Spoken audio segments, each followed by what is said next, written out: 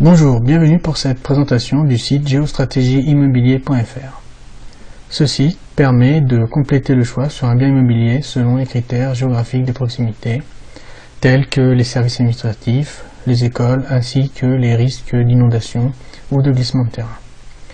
Il est aussi possible pour un propriétaire de positionner un bien à vendre ou à louer et de faire un lien vers la page web contenant l'annonce, permettant aux locataires ou acheteurs éventuels de la visualiser. Donc la création d'annonce fera l'objet d'un prochain tuto. Donc nous allons sélectionner le département dont nous voulons visualiser les critères, par exemple le Cher. Donc nous voyons la carte qui apparaît avec trois outils. Donc le premier c'est le zoom, donc très simple, qui permet d'augmenter ou de diminuer les détails de la carte. Donc ça marche aussi avec la molette de la souris. Le deuxième c'est le menu, qui est composé de deux parties, donc des cartes principales qui sont open source et des cartes de critères, par exemple la zone du département, les mairies, les collèges. Donc si on zoome et qu'on clique sur l'icône du collège par exemple, nous allons avoir des informations comme son nom, la rue et la commune où il est situé. On peut aussi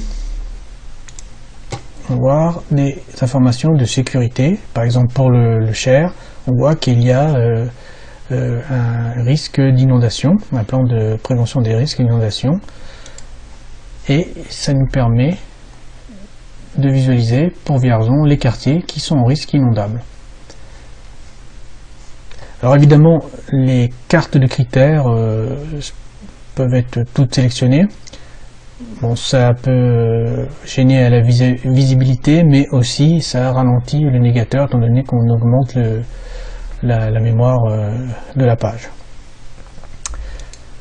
Ensuite, le troisième outil, c'est celui de la saisie d'une adresse. Donc par exemple ici, je vais mettre l'adresse de la mairie de Bourges, donc qui est composée en trois parties, l'adresse, le code postal et la ville. Si on clique sur adresse, donc on voit que ça nous emmène directement dans la rue concernée. Là on voit la mairie.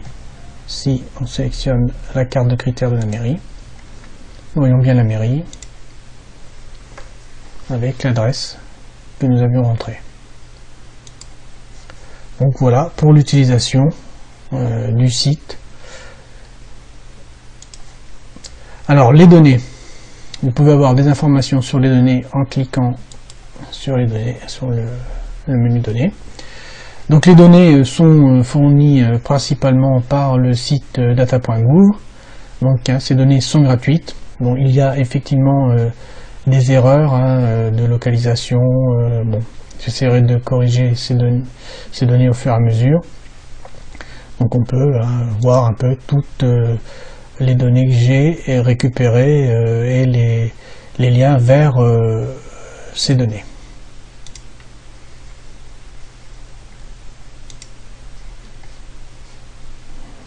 Ensuite aussi, j'ai fait une page de news pour avoir des informations sur les dernières modifications du site ou données ajoutées au fur et à mesure de la vie du site.